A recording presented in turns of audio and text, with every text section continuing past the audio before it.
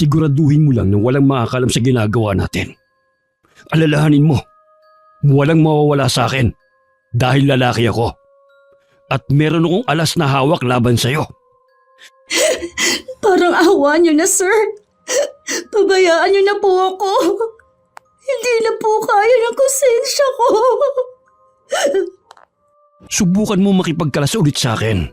Ipagkakalat ko mga hubad mong mga litrato. Tignan ko lang kung hindi pagpestahan yun. Sir, wag po. Nangako kayo na atin lang yon. Kung gusto mong manatiling lihim lang natin ang bagay na yon, maging masunurin ka lang sa akin. Hindi na po talaga kaya, sir. Tigilan na natin ito. Baka po meron pang makaalam. Walang makakaalam kung ititiko mo lang yung bibig mo. Nagtataka na po kasi ang inay kung bakit lagi wala sa oras ang pag-uwi ko. Yan lang ba ang pinoproblema mo? Ang dami mo naman pwedeng idahilan eh. Saka po, natatakot na rin ako. Mali po ang ginagawa natin. Malaking kasalanan po ito. Ngayon mo pa yan naisip? Samantalang ilang buwan na nating ginagawa to. Kaya lang naman po ako pumayag dahil sa pananakot niyo. Hindi ko alam kung bobo ka o sadyang inosente ka lang eh. Bakit kasi kailangan mo ipasa sa akin ang mga hubad mong litrato? Kasi hiningi niyo po. Sabi niyo pa, buburahin niyo din agad. Tanga ka pala eh. Naniwala ka naman? Ang mabuti pa, ayusin mo na yung sarili mo. Aalis na tayo. Naunang lumabas si Sir Solomon. Pinalipas ko muna ang ilang minuto bago ako lumabas sa abandonadong silid na yon. Halos nasa pinakalikod na yun ng university na pinapasukan ko. Kaya walang estudyanteng nagagawi doon. Marami ring usap-usapan na meron daw nagpapakita doon na multo ng isang estudyante. Kaya talagang iniiwasan nilang mapagawi doon. Kung naiba lang siguro ang sitwasyon, baka matakot din ako. Pero ng mga oras na yun, wala akong ibang nararamdaman kundi ang panliliit sa sarili ko. Pakiwari ko wala akong pinagkaiba sa mga babaeng bayaran. Diring-diri na ako sa sarili ko na kahit maligo ako. Pakiramdam ko hindi pa rin naaalis ang duming kumapit sa akin. Nang makauwi ako sa bahay wala pa ang inay. Isa siyang mananahi at malapit lang sa amin ang kanyang pinapasukan. Nahiga muna ako sandali. Pakiramdam ko pagod na pagod ako. Sa pagkakalapat ng likod ko sa malambot na higaan, hindi ko akalain na makakatulog pala ako. Napabalikwas bigla ako ng bangon. Pagtingin ko sa labas ng bintana, kalat na ang dilim. Naulinigan ko rin na may tao sa kusina namin. Sigurado na ang inay na yun. Dali-dali naman ako nagtungo doon at nagmano. Ako na po ang magtutuloy niyan, Nay. Pasensya na po. Nakatulog ako pagdating ko. Ayos lang anak. Alam kong pagod ka rin sa pag-aaral. Hindi ka na nga nakapagbihis ng pambahay eh. Basta ka na lang natulog. Wala naman po talaga akong balak matulog kanina eh. Magpapahinga lang sana ako sandali. Oh, ano yung pasamo sa braso mo? Ha? Ito po, baka po nabangga lang kung saan. Hindi po talaga may iwasan ng ganito. Yan lang ba ang pasamo? Opo, Nay. Ito lang naman. Magbibihis na po muna ako ng pambahay. Bilisan mo na, kakain na rin tayo. Bumili na lang kasi ako ng ulam sa kanto para hindi na tayo magluto. Opo, Nay. Sandali lang po ako. Pagod na pagod ako. Sa pagkakalapat ng likod ko sa malambot na higaan, hindi ko akalain na makakatulog pala ako. Madalas akong magkaroon ng pasa tuwing magkikita kami ni Sir Solomon. Masyado niya kasi akong pinanggigigilan. Minsan kapag nagpupumiglas ako, sinasaktan niya ako. Mabuti na lang ngayon lang napansin ng inay ang pasa ko. Sa hapunan maraming kinikwento ang inay tungkol sa trabaho niya. Puro tango lang ang sinasagot ko sa kanya. Nung makatapos kaming kumain, ako na nagpresentang magligpit ng pinagkainan namin. Nung gabi hindi ako makatulog. Biling baligtad ako sa higaan. Iniisip ko kasi kung paano ako makakawala kay Sir Solomon. Sinadya ko ring patayin ang cellphone ko para hindi ko mabasa ang chat niya. Minsan din kasi, kapag hindi ako sumasagot, tinatawagan niya ako. Ayoko kasing makahalata ang inay. Lalo't nangako ko sa kanya na magtatapos ako ng pag-aaral. Natatakot din ako sa magiging reaksyon niya kung sakali. Kinabukasan sa university na pinapasukan ko, nakasalubong ko si Sir. Halatang hindi maganda ang mood niya. Bakit nakapatay ang cellphone mo? Nakalimutan ko po na i-charge. Maaga rin po kasi akong nakatulog kagabi. Mamaya sa dating lugar. Magkita tayo. Sir, pwede po bang pass muna? Birthday po kasi ng nanay ko ngayon. Gusto ko po kasing makasama siya sa mahalagang araw niya. Pwede naman. Pero walang sisiyan oras na kumalat ang mga hubad mong litrato. Wag po sir, maawa na po kayo. Kaya nga sumunod ka kung ayaw mong pagpiyesa ng itinatago mong sikreto. Opo, sir. Ayusin mo nga yung itsura mo. Baka kung anong isipin ng mga nakakakita sa'yo. Lagi na lang parang Biyernes Santo yung pagbumukha mo. Papasok na po ako sa klase namin. Sige, mamaya na lang. Nang matapos na ang huling klase namin, agad ako nagtungo sa tagpuan namin ni Sir sa pinakalikod ng university. Muli wala ko nagawa sa masamang balak sa akin ni Sir. Naging sunod-sunuran na lang ako dahil sa takot sa kanya. Madilim na nang makauwi ako sa amin. Nadatnan ko ang inay na naghihintay sa akin. Nang sulyapan ko ang mesa, meron dun mga nakahandang pagkain. Hindi ko na napigilan pang mapaiyak. At sinugod siya ng yakap na labis nitong ipinagtataka. Sorry po, Nay. Ngayon lang ako nakauwi. Alam kong kanina pa po kayo naghihintay. Ayos lang yun anak, naiintindihan ko naman. Huwag ka nang umiyak. Happy birthday po. Heto po ang regalo ko sa inyo. Salamat anak, nag-abala ka pa talaga. Gusto ko lang po kayong pasayahin sa munting regalo ko sa inyo. Sana po magustuhan ninyo. Ang ganda naman ng kwintas na ito. Mukhang mamahalin ito anak ah. Opo, Nay. Basta po para sa inyo. Galing po yan sa ipon ko. Salamat anak ha. Lagi ko itong isusuot. Sasabihin ko sa mga katrabaho ko na galing ito sa'yo. Nay, ang dami niyo naman pong niluto. May bisita po ba kayong darating? Wala anak, para sa atin lang yan.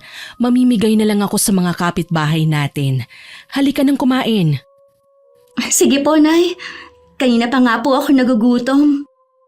Walang kamalay-malay ang inay na ang perang ipinambili ko ng regalo ay galing kay Sir Solomon.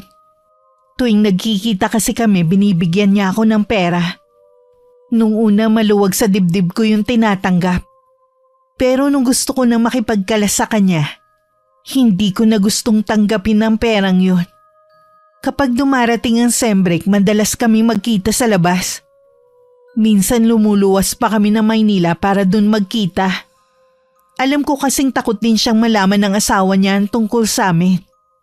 Habang tumatagal, lalong bumibigat ang nararamdaman ko. Napapatulala na nga lang ako sa isang tabi.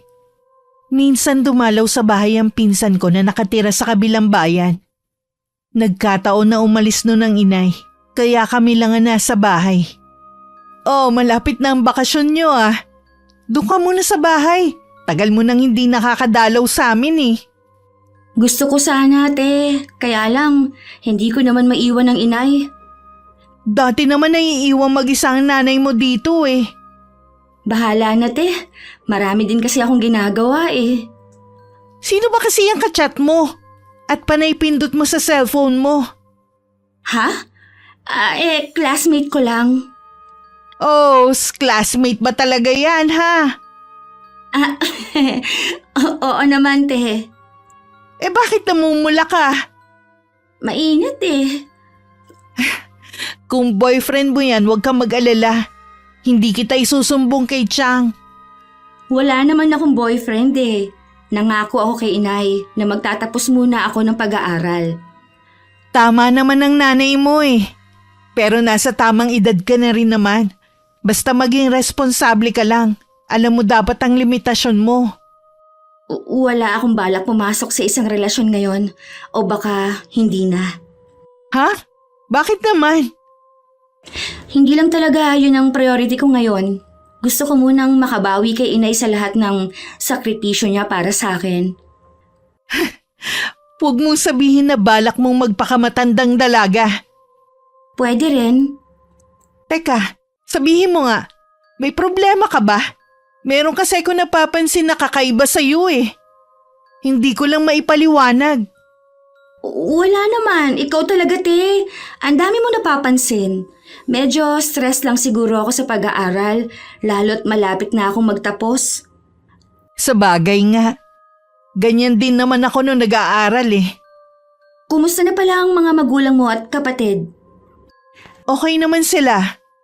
Ayaw pa rin nila paawat sa pagtatrabaho sa bukid. Lalo lang daw silang manghihina kapag nasa bahay na lang sila. Ganyan din ang laging sabi ni inay.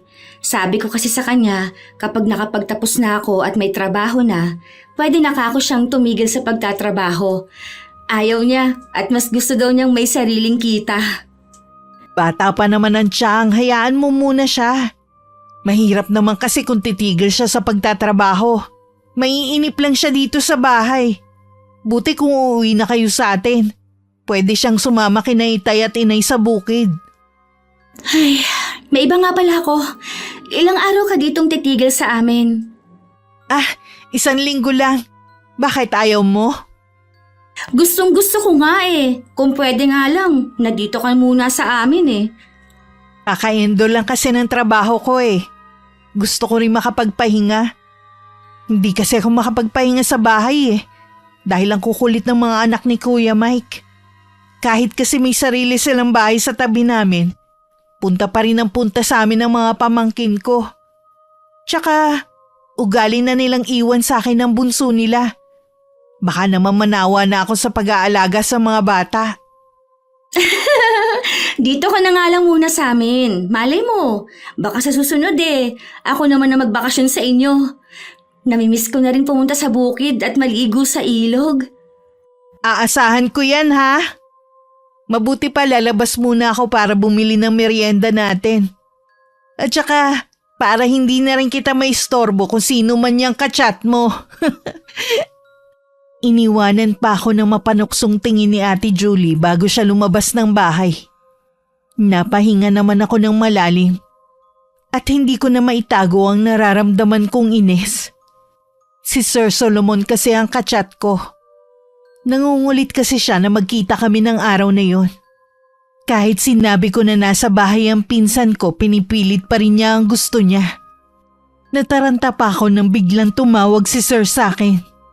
Hindi ko tuloy malaman kung sasagutin ko. Sumilip muna ako sa may bintana. Baka kasi parating na si Ate Julie mula sa pagbili ng merienda.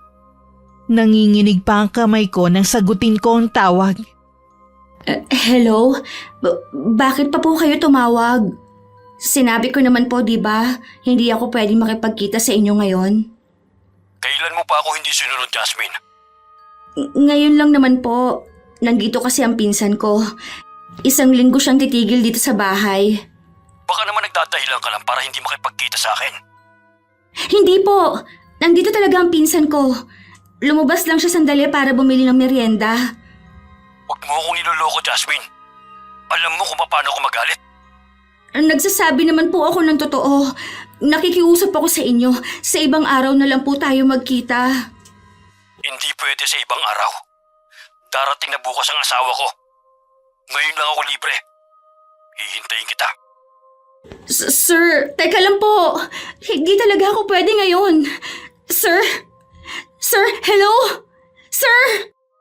Kulang na lang mawalan ako ng malay ng mga sandaling yon. Nanginginig ang buong katawan ko at hindi ako makapag-isip ng maayos. Makalipas ang ilang sandali, nagbihis na rin ako. Hinintay ko lang si Ate Julie para makapagpaalam ako. Maya-maya dumating na rin ang pinsan ko. Nagtataka naman siya kung bakit bigla akong aalis. Sinabi ko na lang na may emergency ang kaklase ko at kailangan ako. Nakukonsensya man ako nang iwan ang pinsan ko mag-isa. Mas nangibabaw naman ang takot ko sa pwedeng gawin sa akin ni Sir Solomon. Pagdating sa tagpuan namin, malapit lang sa university na pinapasukan ko. Agad niya akong sinunggaban at wala naman ako nagawa kundi magpaubaya. Makalipas ang ilang sandali, inabutan niya ako ng maliit na halaga. Umuwi ako noon natulala. Pag-uwi sa amin, pilit naman akong kumilos ng normal. Para hindi makahalata ang inay at ang pinsan ko sa nangyayari sa akin. O ano? Kumusta na ang kaklase mo? Ayos naman siya nung iwan ko. Ano bang nangyari sa kaklase mong yon, Iha? Ano po kasi, Nay, nagkaroon siya ng problema sa nobyo niya. Naghiwalay ba sila? Opo. Sabihin mo dyan sa kaklase mo, mag-focus muna ka mo sa pag-aaral kesa sa pakikipagnobyo. Yun nga po ang sinabi ko.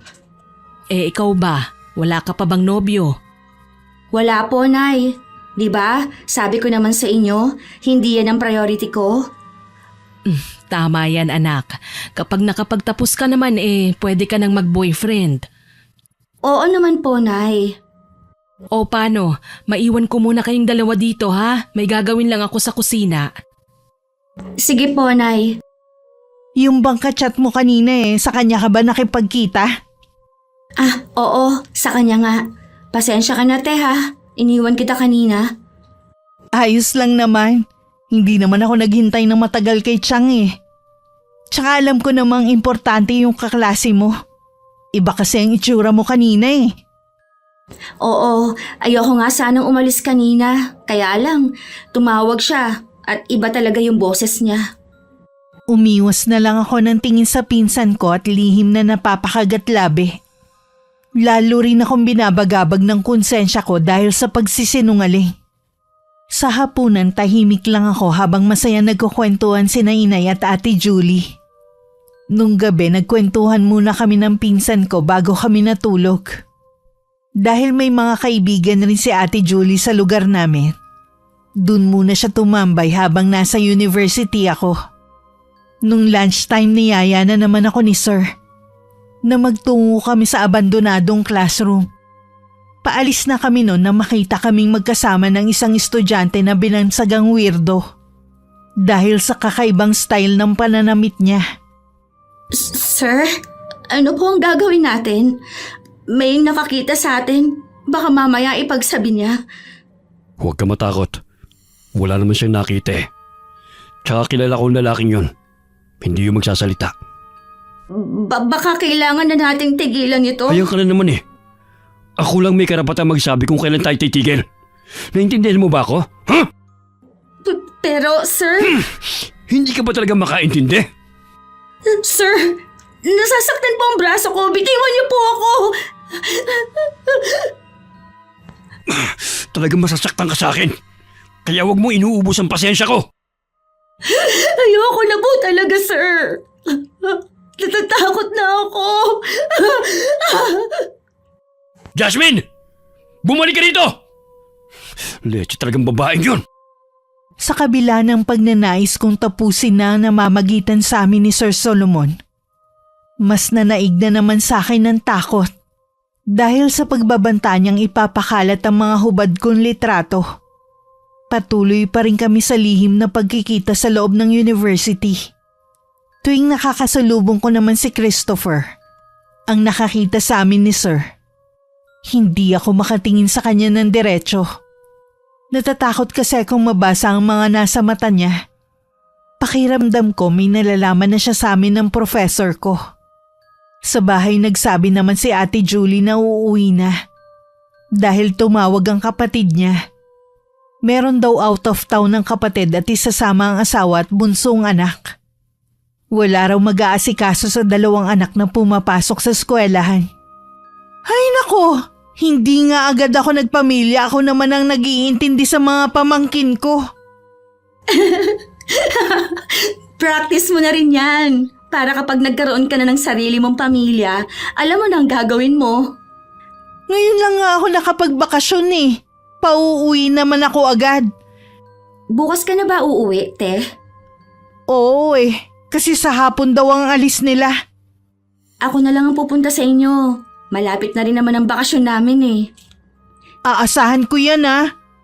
Sayang talaga, hindi man lang tayo nakapag-bonding sa mall. Sa inyo na lang tayo mag-bonding. Kaso malayo ang mall doon. Puro bundok at parang lang sa amin. Sa ilog na lang tayo mag-bonding. Mas okay kaya dun? O sige, doon na nga lang. Hindi pa nga tayo masyado nakakapagkwentuhan eh. Ay, ayusin ko na nga ang mga gamit ko. Kainis talaga si kuya. Nalungkot din naman ako nang umalis si Ate Julie. Sa lahat kasi ng pinsan ko, kami talaga ang malapit sa isa't isa. Minsan sumagi rin sa isip ko na baka nga mas maigi na rin na umuwi ang pinsan ko. Baka kasi kapag nagtagal pa siya, masabi ko sa kanya ang itinatago kong lihim. Samantala sa university, hindi ko alam kung guni-guni ko lang. Pero pakiramdam ko pinag-uusapan ako ng mga kapwa ko estudyante. Iba kasi ang mga tingin nila sa akin tuwing dumadaan ako sa harapan nila. Minabuti kong kausapin si Sir Solomon. Wala pang nakakalam ng tungkol sa atin. Ikaw lang naman ang nag-iisip niyon eh. Gusto ko na pong tapusin to, sir. Nakikiusap po ako sa inyo. Hindi ikaw magdidesisyon sa bagay na yan. Nakuha niyo na ang gusto niyo sa akin. Sirang-sira na ako. Kulang na lang ibaon ko sarili ko sa kahihiyan. Ngayon ka pa mag-iinarte? Kung kailan matagalan natin ginagawa to? Nagmamakaawa po ako sa inyo, sir. Tagilan na natin ito. Tumigil ka na nga. Lalo tayong paghihinalaan yan eh. Pakawalan niyo na po ako. Hanggat hindi ka nakakapagtapos, tuloy ang relasyon natin. Kapag tumanggi ka, alam mo na ang mangyayari. Dito unang kakalat sa university na ito ang baho mo. Napansin kong iniiwasan ako ng iba kong kaklase. May mali siya rin ang bawat titig nila sa akin.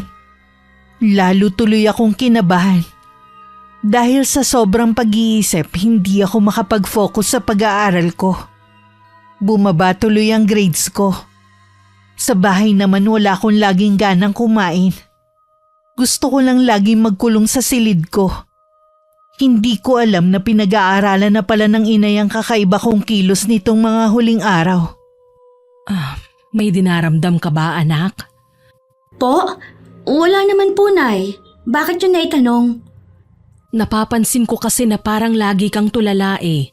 May problema ka bang hindi sinasabi sa akin? Wala po akong problema, Nay. Ay, kilala kita, Jazz. Kahit hindi mo sabihin, alam kong merong bumabagabag sa'yo. Wala po talaga, Nay. Sige, hindi na kita pipilitin pang magsabi.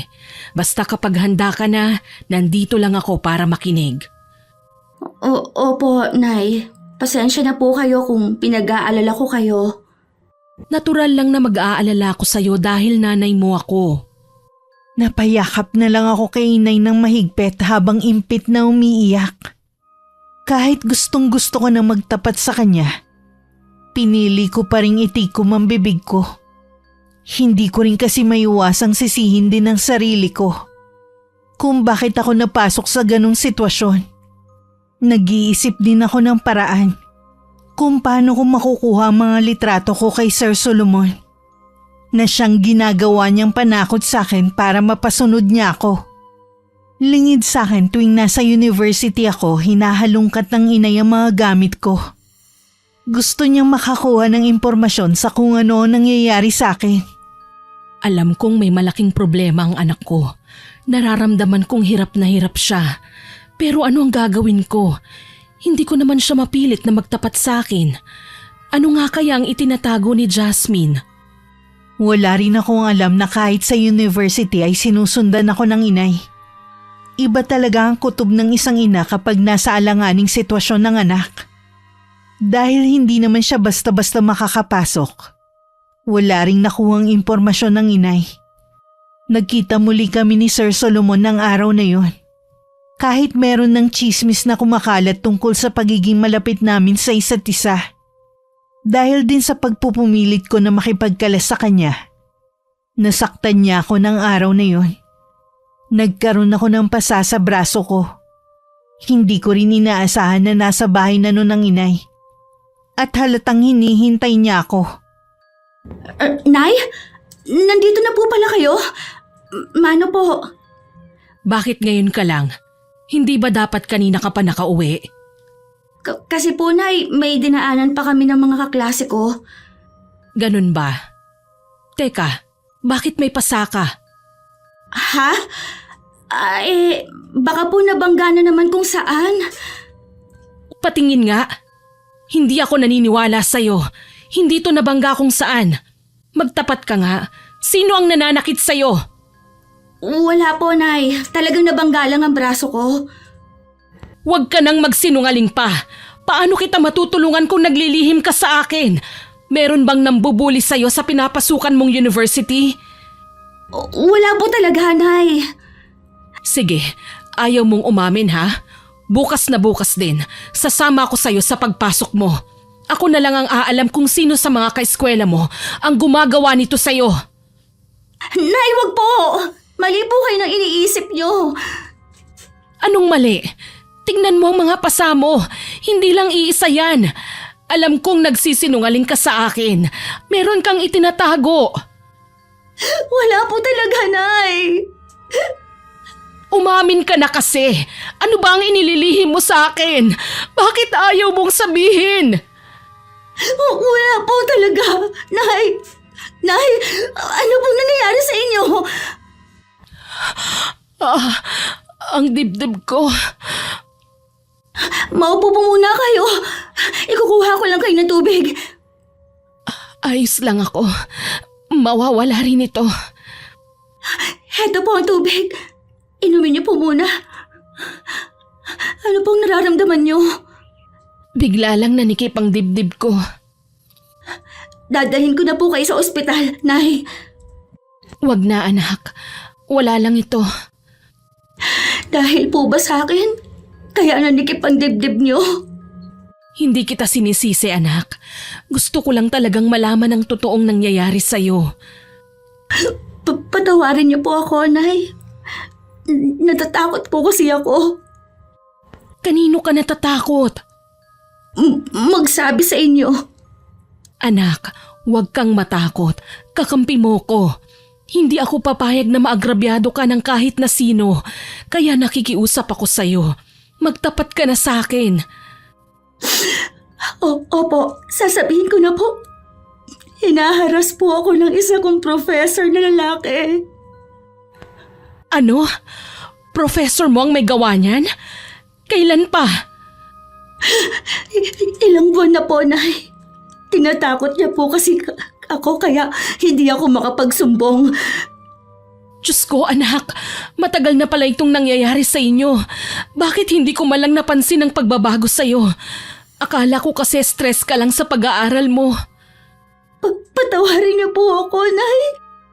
Wala kang kasalanan anak. Ang hayop na professor mo ang may kasalanan. Pupunta ako sa eskwelahan niyo bukas. Hindi maaaring basta na lang palampasin ang ginawa niya sa'yo. Kitang-kita kay inay ang matinding galit. Gusto ko sanang tutulan ang binabalak niyang pagpunta sa university. Pero alam ko namang hindi ko na siya mapipigilan. Kinabukasan parang ayokong kumilos. Magkakahalo ang nararamdaman ko ng mga oras na yun. Bahagya pa ako napapitlag na marinig ang pagtawag ni inay sa akin. Aalis na raw kami. Pagdating sa university, nagtatakang tingin ang ibinabato sa amin ng mga kapwa ko estudyante. Nakatungo lang ako habang nakasunod kay inay. Pagdating sa dean's office, sinabi agad ng inay ang sadya niya. Nangako naman ng pamunuan na iimbestigahan ng pangyayari. Nang araw ding yon pinatawag ng pamunuan ng university si Sir Solomon.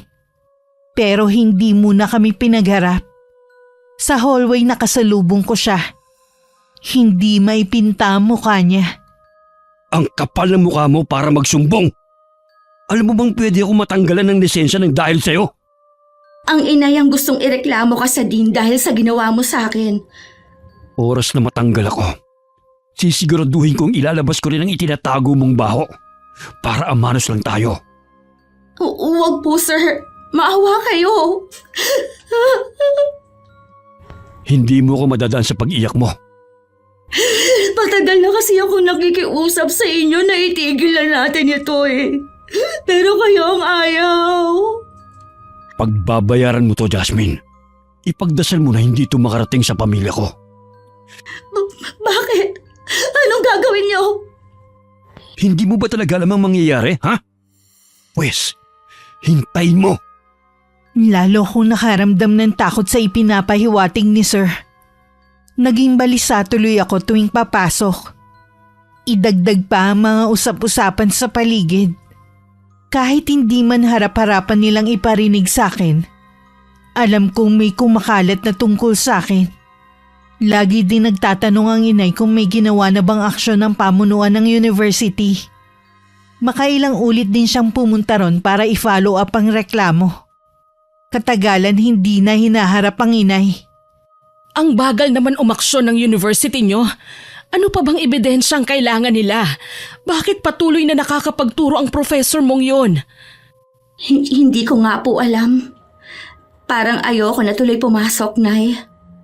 Bakit naman? Dahil ba sa nahihiya ka sa nangyari? Opo. Hindi dapat ikaw ang mahiya. Ang professor mo ang may kasalanan. Biktima ka lang. Nay, pinag-uusapan na po ako sa buong university. May kumakalat na rin po kasi akong mga hubad na litrato. Ha? Anong ibig mong sabihin? May palagay po akong si Sir din ang nagpakalat nun. Ang hayop na yon, sinira niya ang buhay mo. Ayoko na pong pumasok, Nay. Wala na po akong ihaharap na mukha sa kanilang lahat. Hindi anak, kailangan mo pa rin pumasok. Huwag kang papatalo sa kanila at sa demonyong professor mo. Irereklamo natin siya sa ginagawa niyang pagpapakalat ng mga litrato mo. Pumunta nga kami sa university para magreklamo uli sa dean. Hinarap naman kami kaya lang sinabihan kami ng pamunuan na wala namang kaming ebidensya. Na ang professor ko nga nasa likod ng pagpapakalat ng litrato ko. Magkagayon man nangako sila na iimbestigahan ng nangyayari. Habang tumatagal parang nawawalan na kami ng pag-asa na mabibigyan pa ng katarungan ang nangyari sa akin. Lalo't nakakapagturo pa rin si Sir Solomon sa university. Isang araw lingid sa aking kaalaman, pinuntahan ng inay ang tinitirhan ng professor ko. Anong kailangan nyo, Ale? Ako ang nanay ni Jasmine. Ano pong ginagawa nyo rito? Huwag kayong manggulo dito sa pamamahay ko. Yan lang ba ang inaalala mo? Ang manggulo ako? Pero hindi mo man lang inisip ang kapakanan ng anak ko. Ang kahihiyan niya. Sinira mo ang buhay at kinabukasan ni Jasmine. Hindi ko po alam ang sinasabi nyo, Mrs. Wala akong alam sa mga ibinibintang ni Jasmine. Kahit ipagtanong nyo po sa buong university, sa tagal ko na nagtuturo, wala ho akong hinaharas na estudyante ko. Sinungaling ka! Ang anak nyo po ang sinungaling. Wala akong ginagawang masama sa kanya. Katunayan nga po niyan tinutulungan ko pa siya. Binibigyan ko siya ng pera dahil sabi niya kulang ang binibigay mong allowance sa kanya. Binibigyan mo ng pera ang anak ko kapalit ng panghaharas mo sa kanya at para hindi siya magsumbong. Sinabi ko naman sa inyo, wala akong ginagawa sa anak nyo. Lahat ng mga nagiging estudyante ko, tinuturing ko silang mga anak. Sisiguraduhin ko na makukulong kang hayop ka. Hindi ka na makakapagturo pa. Huwag niyo po akong tinatakot sa mismo pamamahay ko, Mrs. Wala pa naman po kayong ebidensya sa mga akusasyon niyo . Sapat na ang mga sumbong ng anak ko sa akin. Hindi siya magsisinungaling sa akin. Mrs., iba na ho ang mga kabataan ngayon. Minsan, malaking impluwensya ng social media at barkada. Huwag mong babaliktarin ang anak ko. Mabuti ang pagpapalaki ko kay Jasmine. Kailanman, hindi siya naimpluwensyahan ng mga binanggit mo. Kung mabuti po ang pagpapalaki niyo sa kanya, paano pumayag siya na kunan siya ng halos hubad-hubad na mga litrato? Ikaw din ang nagpakalat ng mga litrato ng anak ko. Tinakot mo siya para ipasa niya sa iyo ang mga yon. Puro na lang kayo pagbibintang eh. Ang mabuti pa, habang kaya ko pa magpasensya, umalis na po kayo. Pagbabayarin kita sa ginawa mo sa anak ko. Hindi ako papayag na hindi ka makulong. Hayop ka! Baboy! Bago umalis ang inay, iniwanan pa niya ng malutong na mura ang professor ko. Makailang ulit pang bumalik sa dean's office ang inay para i-follow up ang reklamo niya. Pero sa kasamaang palad, hindi kami kinatigan. Sa pagtataka naming mag-ina, si Sir Solomon pa ang kinampihan ng pamunuan ng university at maging ng ibang estudyante. May kumakalat pang balita na malapit di umano ko sa mga lalaki. Gusto lang daw naming perahan si Sir Solomon. Nang hindi namin nakuha ang gusto namin, inireklamo na lang namin siya para masira ang pangalan niya.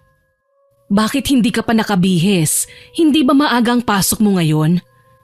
Ayoko na pong pumasok, Nay. Ha? Hindi maaari, Jasmine. 1 taon na lang magtatapos ka na. Huwag niyo na pong dagdagan ang kahihiyan ko, Nay. Hindi ko na talaga kayang pumasok pa. Kung hindi ka papasok, para mo na ring pinatunayan na tama sila ng sinasabi tungkol sa'yo. Hinusgahan na po nila ako, Nay. Kahit ano pa pong pagtatanggol ko sa sarili ko, hindi na mababago pa ang pagtingin nila sa akin. Jasmine, anak ko. Patawarin niyo po ako, Nay. Binigo ko kayo. Hindi anak, hindi mo ko binigo. Sadyang naging malupit lang ang tadhana sa atin. Pero kailangan mong bumangon. Nandito lang ako para sa'yo. Hindi ko po alam, Nay. Basta ang alam ko lang, gusto ko na lumayo sa kanilang lahat. Kaya nakikiusap ako. Huwag niyo na pong ipilit na pumasok ako sa eskwelahan. Walang nagawa ang inay nang hindi na nga ako pumasok. Lagi na lang ako nagmumukmuk sa bahay. Wala rin akong ganang kumain. Lagi lang akong tulala at madalas mainit ang ulo. Isang umaga nagulat ako nang bigla na lang dumating si Ate Julie sa bahay. Tinawagan daw siya ng inay para samahan muna ako. Hindi rin kasi maaaring umabsent sa trabaho si inay. Dahil yun lang naman ang pinagkukunan namin ng panggastos. Nasugod ko ng yakap si Ate Julie. At hindi ko na rin napigilan ng mapahagulgol ng iyak. Hinagod-hagod niya ako sa likod. At hinayaan lang na ilabas ko ang nasa dibdib ko. Ayos na ba ang pakiramdam mo? Ha? Medyo gumaan ang pakiramdam ko kahit papano. Salamat naman, dumalaw ka. Sinabi sa akin ni Chang ang nangyari. Bakit hindi mo sinabi sa akin nung nandito ako? Natatakot kasi ako magsumbong. Basta mula ngayon huwag ka na maglilihim sa amin ni Chang, ha? Oo, Te Julie. Siya nga pala, nagpadala ng gulay sina Itay at Inay. Anihan kasi ng gulay ngayon eh. Aba, mahal din to kapag binili mo sa palengke ah. Salamat, Te. Hanggang kailan ka nga pala dito sa amin? Kararating ko lang, parang gusto mo na agad akong pauwiin ah. Hindi naman sa ganon. Gusto ko nga magtagal ka dito. Para kasi akong mababaliw na kapag walang kausap. Alisin mo na sa isip mo ang bagay na yan. Kilala kita. Matapang ka. Kaya alam ko malalampasan mo rin ang pagsubok na yan sa'yo. Tingin ko parusa to sa akin. May iwasan ko sana ang nangyari sa akin kung ginamit ko lang ang utak ko. Huwag mong pahirapan ang sarili mo sa pag-iisip ng mga makakasakit sa damdamin mo. Totoo naman, ang bobo ko. Naturingan akong nag-aaral pero hindi ko ginamit ang utak ko. Ano ba? Tapos na yun. Nangyari na. Wala na tayong magagawa pa. Tanggapin mo na lang na nagkamali ka. Patawarin mo ang sarili mo sa nagawa mong kasalanan. At kalimutan mo na ang nangyari. Madali lang yan sabihin pero mahirap gawin. Para yung bangungot na habang buhay kong dadalhin. Kung makikita mo sana kung paano ako insultuhin ng mga kaeskwela ko. Parang gusto ko na lang lumubog sa kinatatayuan ko. Kaya ba pinili mo na lang ang huminto sa pag-aaral? Hindi rin ako makakapag-focus eh. Tuwing papasok ako, lahat sila sa akin nakatingin. Ako ang lagi nilang topic. Yung titig sa akin ng mga lalaking estudyante, may halong mali siya. Naiintindihan kita. Hindi ko lang maiwasan na manghinayang. Dahil 1 taon na lang naman gagraduate ka na sana. Sirang-sira na ang buhay ko. May iba nga pala ako.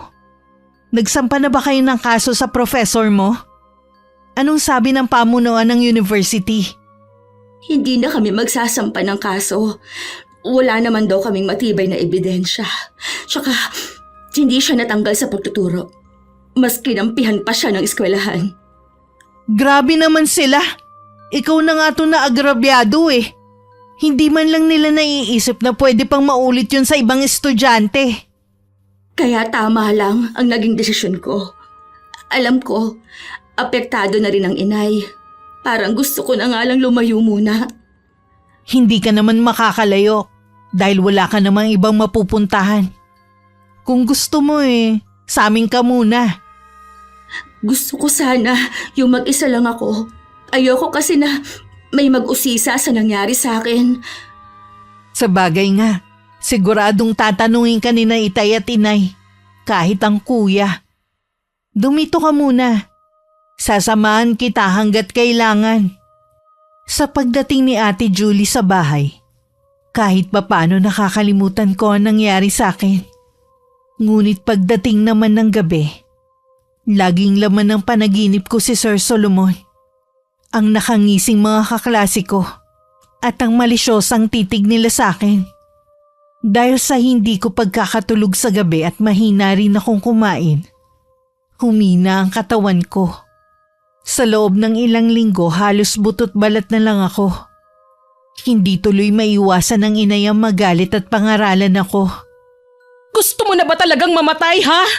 Gusto mo bang bigyan ng dahilan para magsaya ang taong yon, ganun ba?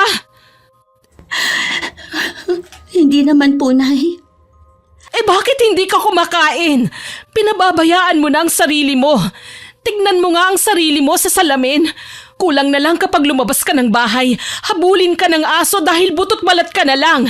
Ni ayaw mo man lang maarawan sa umaga. Parang wala nang dugong dumadaloy sa'yo Hayaan niyo lang po kasi ako dito sa loob ng bahay.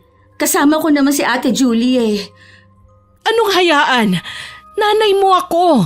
Natural lang na mag-alala ko sa kalagayan mo. Hindi ko matitiis na makita kang nahihirapan. Kaya nga kita pinagsasabihan Hindi po ganun kadali ang pinagdadaanan ko. Anong gusto niyo?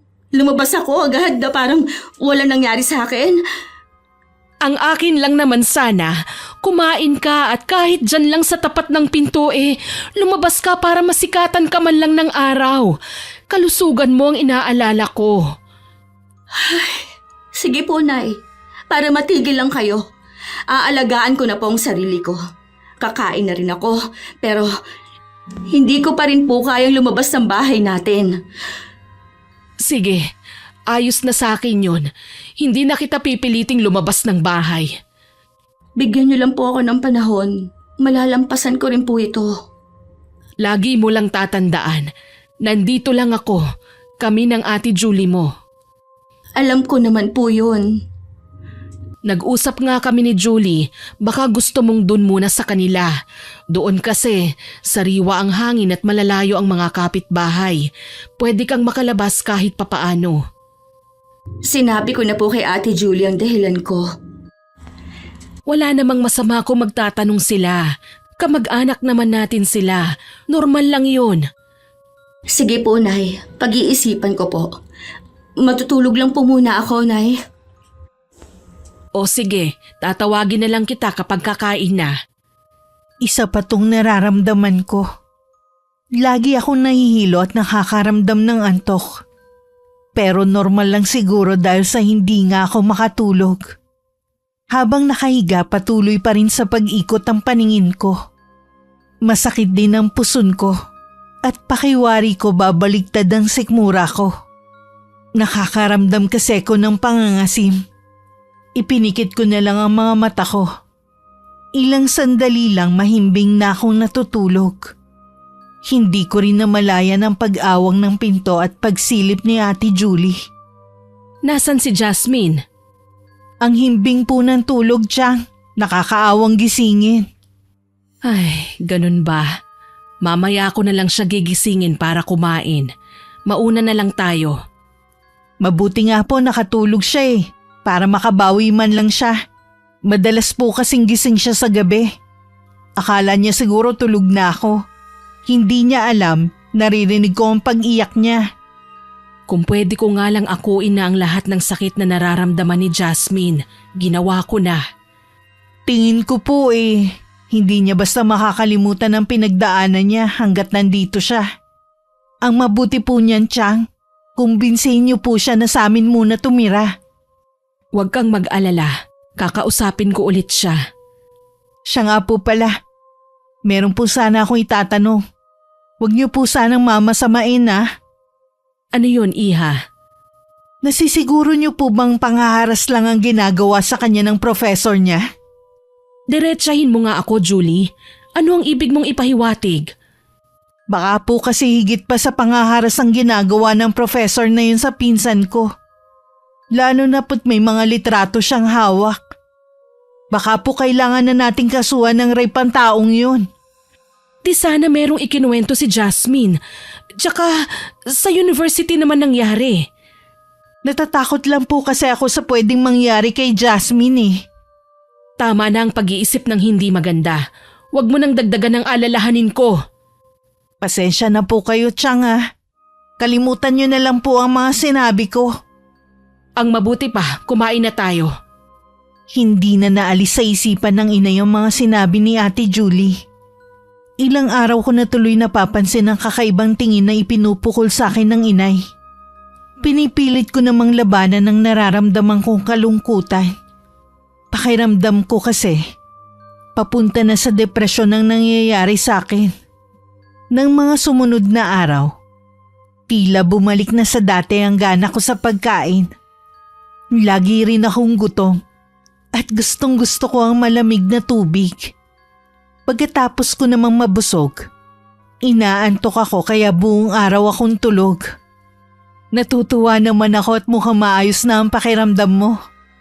Kailangan Ayoko na kasi mag-alala pa ang inay. Ano, napag-isipan mo na ba ang sinabi ng Chang na dun ka muna sa amin? Hindi na siguro kailangan. Sabi mo nga, ayos na ako. Bala ko na rin kasi mag-apply uli ng trabaho Kaya gusto ko rin sanang makasama ka doon. Sige na nga, sa 1 linggo uwi tayo sa inyo. Talaga? Siguradong matutuwa ang mga magulang ko niyan. Gusto lang kitang pagbigyan. Lagi ka na lang kasing ikaw ang nagbibigay ng pabor sa akin Wala yun. Hindi naman ako naghihintay ng kapalit sa mga ginawa ko Oh, bakit parang namumutla ka dyan? Para kasing babaliktad ang sikmura ko. Teka, nasusuka ako. Jazz, okay ka lang ba? Ayos na. Ay, naparami kasi ang kain ko kanina Nangasim tuloy ang tiyan ko. Baka nga nanibago ka lang. Dati kasi ilang kutsara lang ng kanin ang sinusubo mo, tapos umaayaw ka na. Ngayon naman napansin ko ang takaw mo kumain. Lagi kasi ako nakakaramdam ng gutom Ewan ko ba, ang dami kong naiisip na kainin. Nahihiya naman ako magpabili kay inay. Ako na lang bibili para sa'yo. Magsabi ka lang kung anong gusto mo. Talaga, ate? Ibibili mo ako ng gusto kong kainin? Oo naman, basta ikaw, malakas ka sa akin Salamat, te ha. Gusto ko sana kumain ng hilaw na mangga. Pwede mo ba ako ibili? Ha? Manggang hilaw ang gusto mo?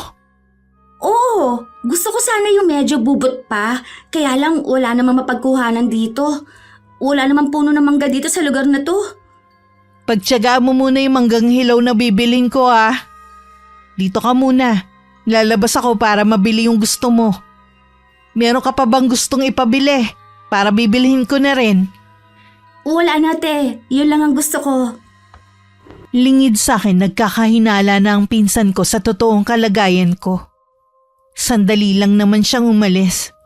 At wala pang kalahating oras ay bumalik na rin siya. Tuwang-tuwa naman ako sa manggang nabili niya.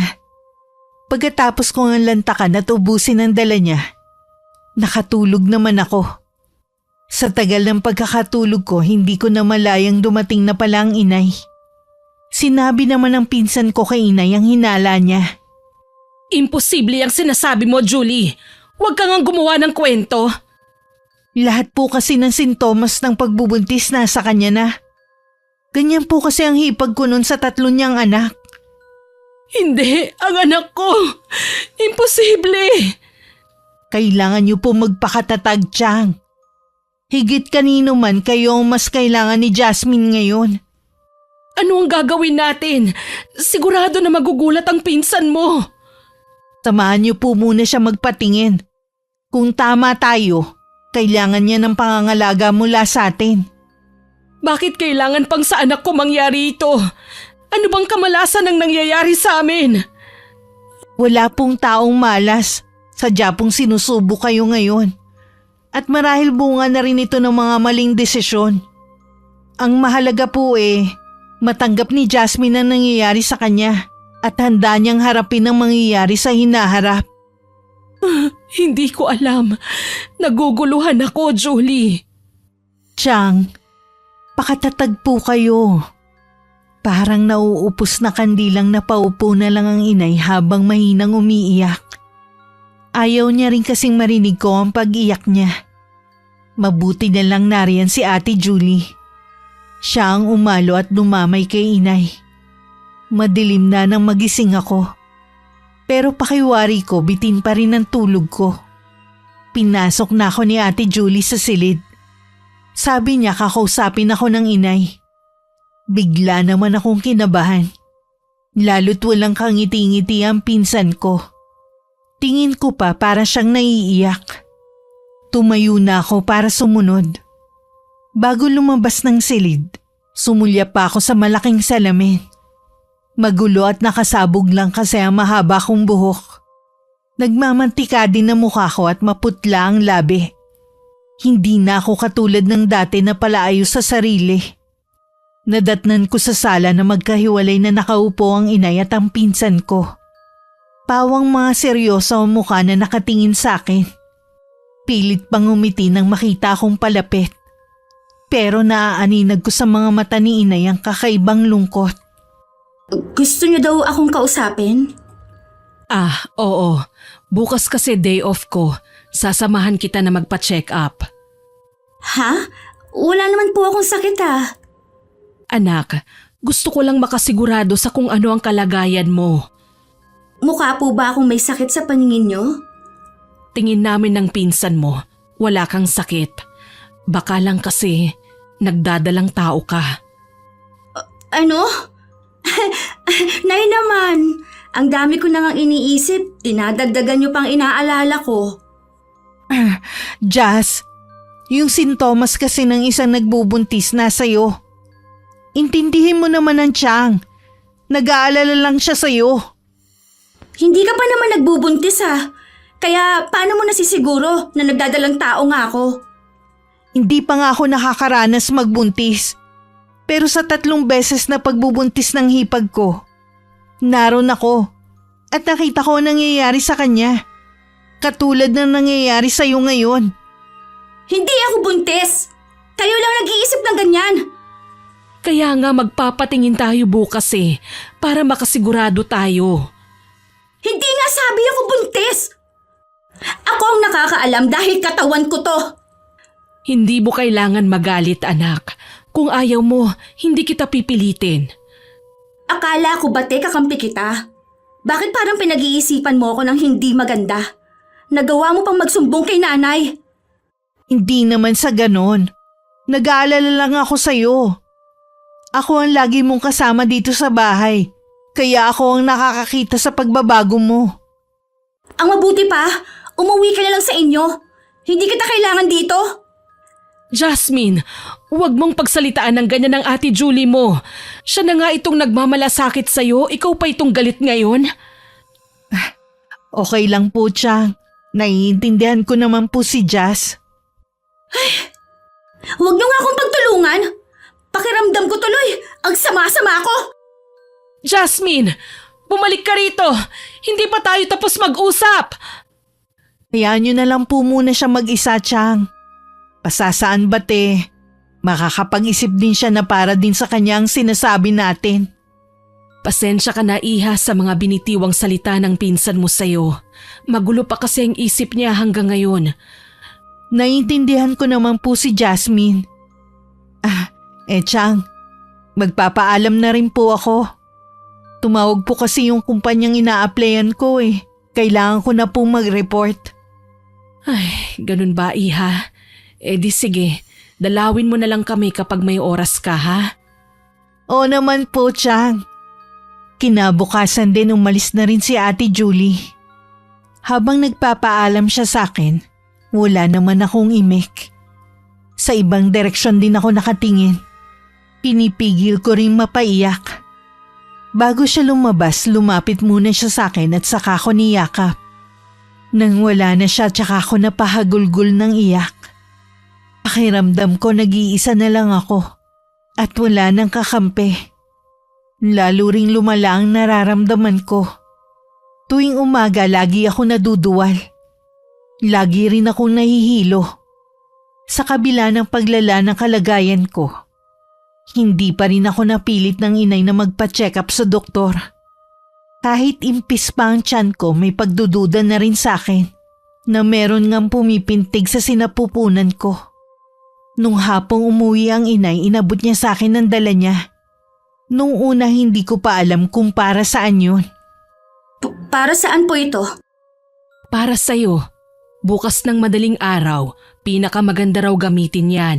Kapag nagising ka at nakaramdam ka ng naiihi, gamitin mo yan. Ayaw mo naman na magpatingin tayo sa doktor, kaya yan na lang ang naiisip ko. Alam ko na po kung para saan ito. Malaki pa rin po ba ang paniniwala niyo na baka nagdadalang tao ako? Ay, sa totoo lang, umaasa pa rin ako na sana hindi totoong buntis ka. Kaya lang, tuwing nakikita ko ang pagbabago sa'yo, parang niloloko ko na lang ang sarili ko Ayoko, Nay. Hindi maaari na buntis ako. Hindi ko matatanggap ang batang ito. Huwag kang magsalita ng ganyan, Iha. Walang kasalanan ng batang yan kung talagang ang buntis ka. Lalo kung pag-uusapan ng mga tao, Nay. Pagpipiyasahan nila ako.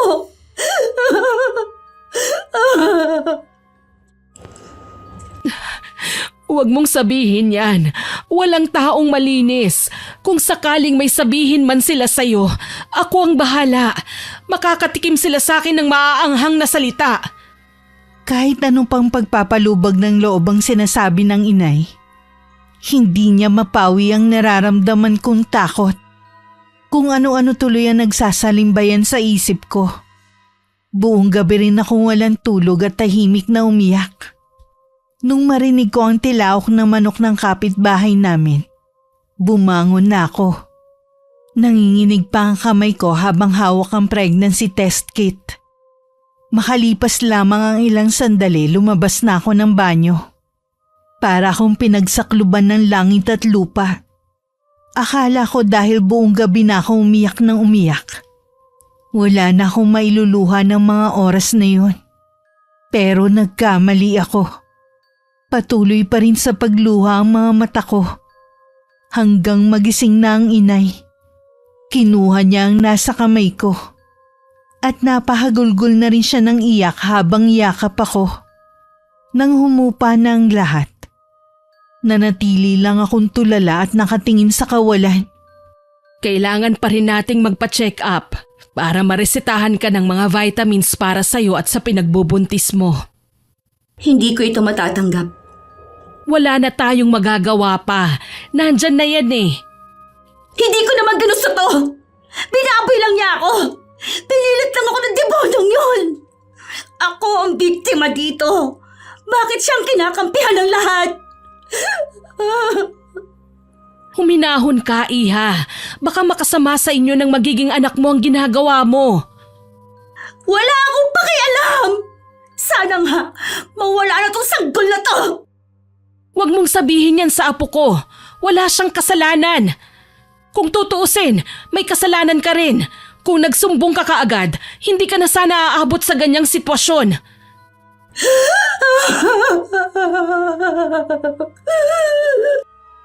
Tumigil ka na sa pag-iyak mo. Hindi yan makakatulong sa'yo.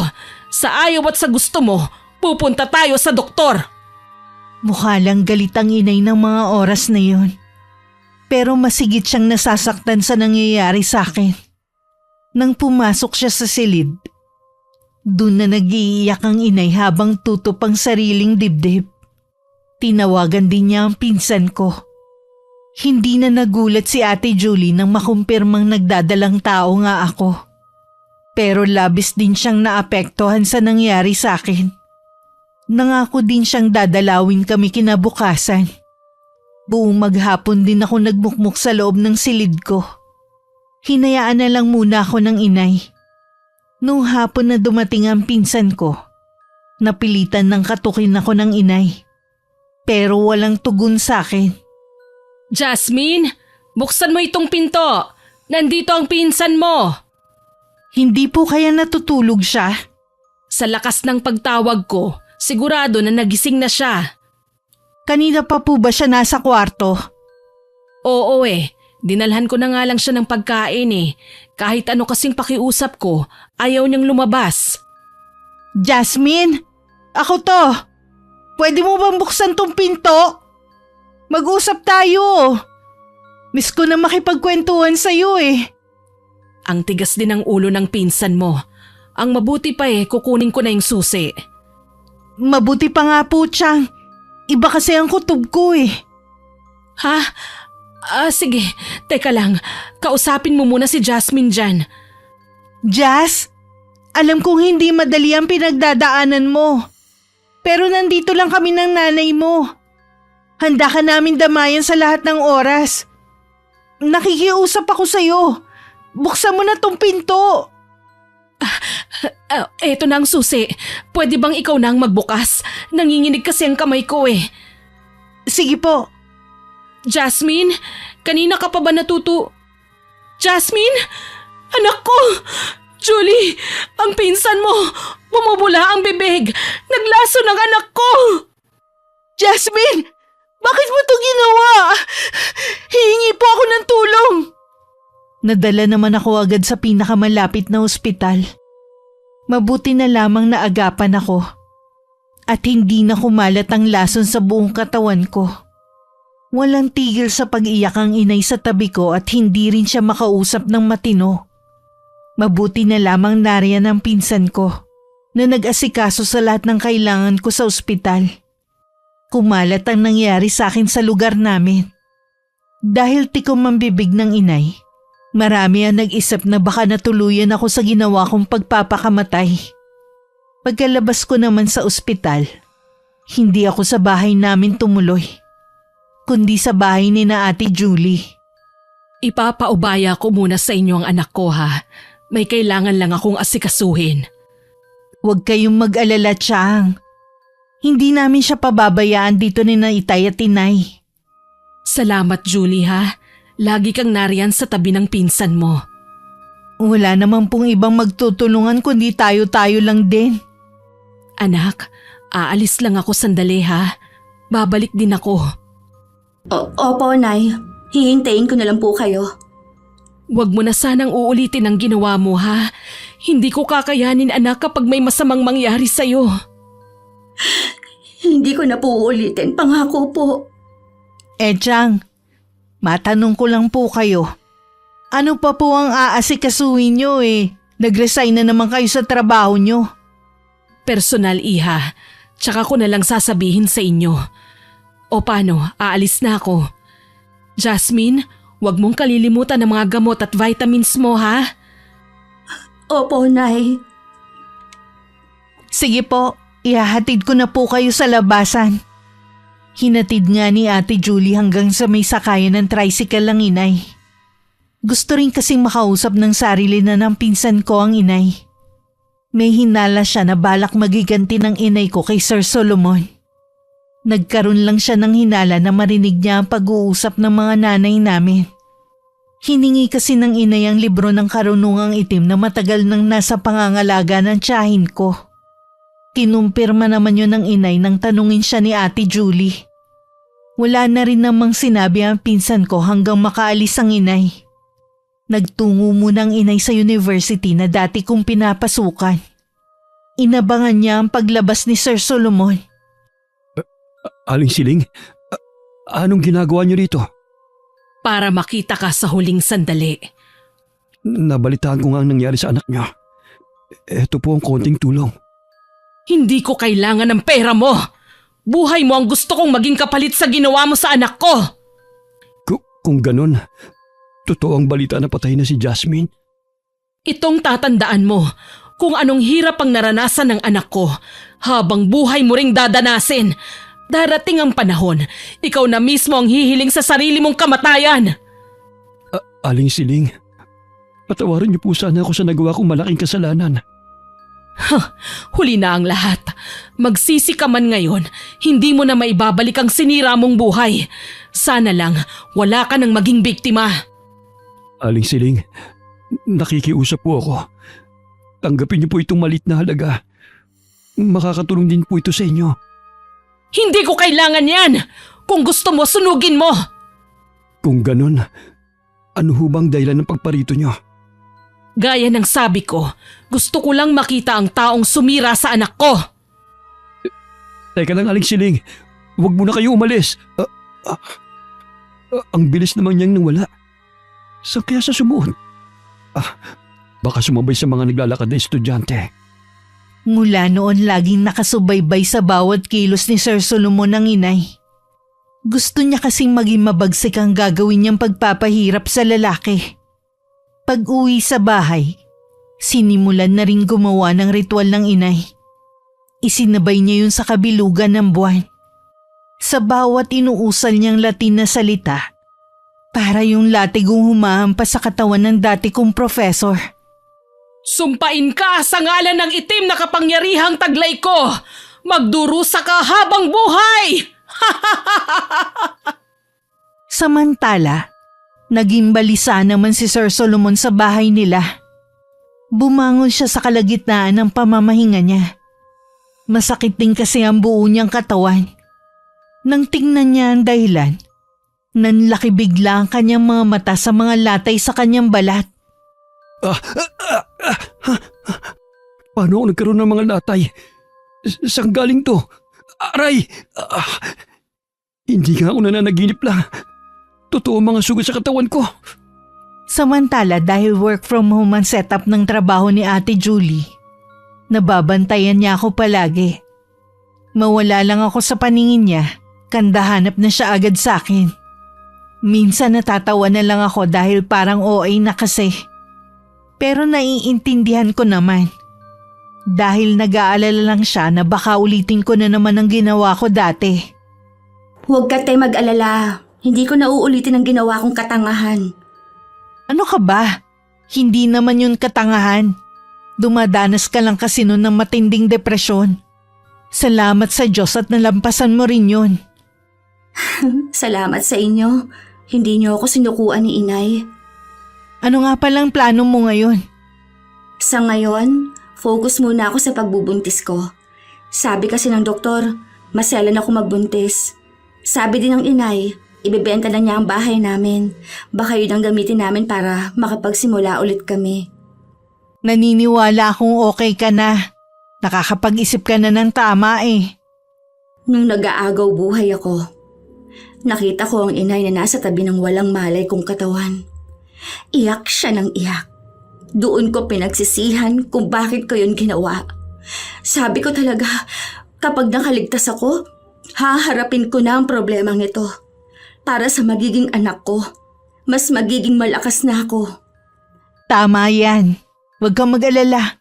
Karamay mo kami sa pag-aalaga sa anak mo. Kailangan ko nalang hintayin ng inay para malaman kung saan talaga kami titira. Pwede naman kayo dito sa lugar na to eh. Walang nakakakilala sa'yo dito. Kaya wala ka dapat pangilagan. Gusto ko nga rin dito para malapit sa inyo. Pagdating ni Chang, kausapin natin. O paano? Umpisa na ulit ang trabaho ko. Magpahinga ka na muna ah. Mamaya daw magluluto ng bilo-bilo ang inay para may merienda ka. Alam niya raw na gutumin ng mga buntis. Labis din ako nagpapasalamat sa mga magulang mo. Akala ko talaga nung una, huhusgahan din nila ako. Natural lang na magtanong sila. Pero hindi ka nila huhusgahan. Kita mo nga, excited na rin silang lumabas ang anak mo. Pansin ko nga rin. Salamat sa pag-aalaga ninyo sa aking lahat. Sa pagtigil ko sa bahay ni na Ate Julie, unti-unti na rin naghihilom ang sugat sa puso ko. Marami ako napagtantong mga pagkakamali. Pero salamat sa pamilya ko na hindi ako iniwan. Ang inay naman habang abala sa pagpaparusa kay Sir Solomon, naghahanap na rin siya ng bibili sa bahay namin. Nagkataon naman ng dati niyang katrabaho may kilalang naghahanap din ng binibentang bahay. Kinakatigan pa rin kami ng inay. Mabuti na lang hindi baratang bumili sa bahay namin. Halos 2 linggo rin noon hindi umuwi ang inay. Pagdating niya marami siyang dalang pasalubong para sa amin. Mabuti naman po at umuwi na rin kayo. Pasensya ka na anak, ang dami ko kasing inasikaso eh. Kaya po ba marami kayong dala dahil naibenta na niyo ang bahay? May paunang bayad na yung nakabili. Ibibigay niya ang kabuuan bago ang araw na lilipat sila. Mabuti naman po. Ayoko na rin kasing bumalik doon. Chang, napag-usapan nga namin ni Jasmine na pwede naman kayo tumira dito sa lugar na to. Yun nga ang sabi ng mga magulang mo. Baka bilhin ko na lang ang maliit na parte ng lupa nyo sa likod nitong bahay ninyo. Kahit maliit na kubo ayos na sa amin yun. Ang mahalaga, makapagsimula ulit kaming mag-ina. Mabuti naman po at ganyan na naging desisyon nyo. Magiging mas malapit na kayo sa amin. Nay, aalis pa po ba kayo niyan? Oo, dahil sa bahay kami magbabayaran nung nakabili ng bahay natin. Kaya lang ako umuwi para ibigay itong mga kakailanganin mo. Mag-iingat po kayo doon. Hihintayin ko na lang po kayong umuwi. Noong araw na bumalik ang inay sa bahay namin, may isang panauhin na naghihintay sa kanya. Biglang kumulo ang dugo ng inay na makita si Sir Solomon na nakatayo sa harap ng gate ng bahay. Napansin din niya ang kakaibang aura sa lalaki. Lihim na lang siyang napapangiti. Ano ang ginagawa mo rito? Gusto ko lang po sana kayong makausap. Nagtanong-tanong ako sa mga taga rito. Hindi rin pala nila alam ang tunay na nangyari kay Jasmine. Wala silang pakialam sa buhay naming mag-ina. Kahit ikaw, kaya umalis ka na. Sandali lang, Aling Siling. Ano pa ba ang kailangan mo? Sinira mo na ang anak ko. Wala na siyang kinabukasan pa. Nagsisisi na po ako sa mga ginawa ko. Patawarin niyo na po ako. Walang kapatawaran ang ginawa mo sa anak ko. Kahit lumuhod ka pa sa harapan ko, hindi ko ibibigay sa iyo ang hinihingi mong kapatawaran. Hindi po ako magsasawa sa paghingi ng kapatawaran sa inyo. Apektado na rin po ang pamilya ko dahil sa nangyari sa amin ni Jasmine. Ako ang sinisisi ng asawa ko kung bakit nabubuli yung mga anak namin. Bumaliktad na rin ang paniniwala ng mga tao. Ako na ngayon ang lumalabas na masama. Kaya ka nandito para linisin ang pangalan mo, ganun ba? Hindi lang po yun, kundi para makuha ang kapatawaran nyo. Labis na po akong binabagabag ng konsensya ko. Umalis ka na at huwag ka nang babalik pa. Sana habang buhay kang usigin sa mga nagawa mong kasalanan sa anak ko. Ilang beses pa nung bumalik si Sir Solomon sa bahay namin. Pero hindi na siya hinaharap ng inay. Minsan kasama pa ang asawa ng professor na pumunta. Kitang-kita rin ang pagbagsak ng katawan ng lalaki Kahit sinong makakakita, iisipin na may sakit siya. Umabot din sa kaalaman ng inay na hindi na pumapasok ang dati kong professor sa university. Ayon sa naririnig niya, nagkaroon ng malalang sakit sa balat ng lalaki. Malansa daw yun at walang makatagal sa mabahong amoy na nagmumula sa sugat nito. May ilan pang estudyante ang nagsabi na may mga uod na lumalabas mula sa sugat. Kasing laki daw yun ng butil ng bigas. May kumalat tuloy na baka binabarang siya dahil sa mga nagawang kasalanan noon. Nagpatingin na rin si Sir Solomon sa doktor pero niresetahan lang siya ng mga gamot. Nauubos na rin ang ipon nila mag-asawa pero hindi pa rin gumagaling ang mga sugat niya. Kaya naisipan nila magpatingin sa isang albularyo. Tama po ba kami ng hinala ng asawa ko? Tama ka. May bumabara nga sa'yo. Pero wala siyang balak na kitlin ang buhay mo. Gusto ka lamang niyang pagdusahin habang nabubuhay ka. Nakilala niyo po ba kung sinong gumawa nito sa akin? Pasensya na.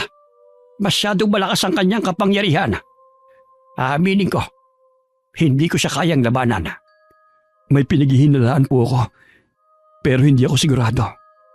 Ang may papayo ko sa'yo, humingi ka ng kapatawaran sa taong nagawan mo ng kasalanan. Yun lamang ang paraan para bawiin niyang ginagawa niyang pambabarang sa'yo.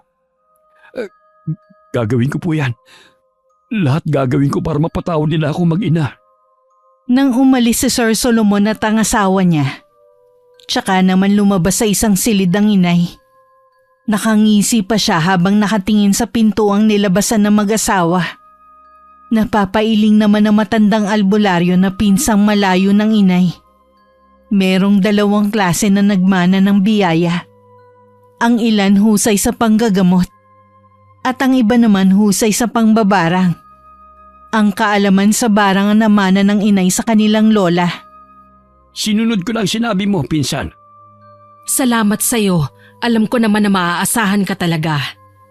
Sa parusang natanggap niya, mas masahol pa sa kamatayan ang dadanasin niya. Tama lang yun sa kanya. Kung pinatay ko siya, matatakasan lang niya ang kasalanan na ginawa niya. Habang ang anak ko, naghihirap ang kalooban ng dahil sa kanya.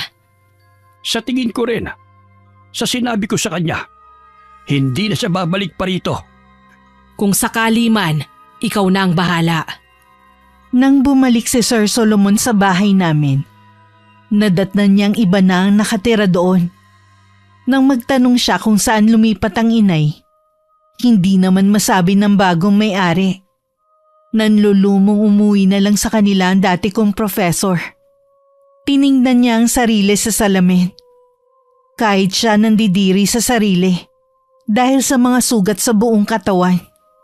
Walang kasing hapdi din ang nararamdaman niya dahil sa paggalaw ng mga maliliit na uod na kumakain sa balat niya. Kung parusan niyo man to sa akin, patawarin niyo na ako. Hindi ko na kaya.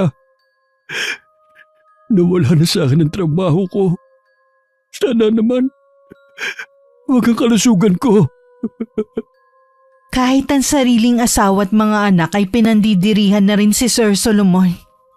Wala na rin nagpupunta sa kanilang bahay para dalawin siya. Dahil sa kamiserablehang nangyayari sa kanyang buhay, pinili na lang niyang magkulong sa bahay nila. Samantala, matuli na lumipas ang 1 taon. Nakapanganak na ako. 1 buwan pa lang noon ang anak ko, pinabinyagan na namin siya. Sa kabila ng mapait na naranasan ko, nakabangon muli ako. Bumalik na rin ako sa pag-aaral. Ang inay muna ang pansamantalang nag-aalaga sa anak ko. Gusto ko kasing makapagtapos ng pag-aaral para sa anak ko at para makabawi sa aking ina na malaki ang sakripisyo sa akin. Wakas,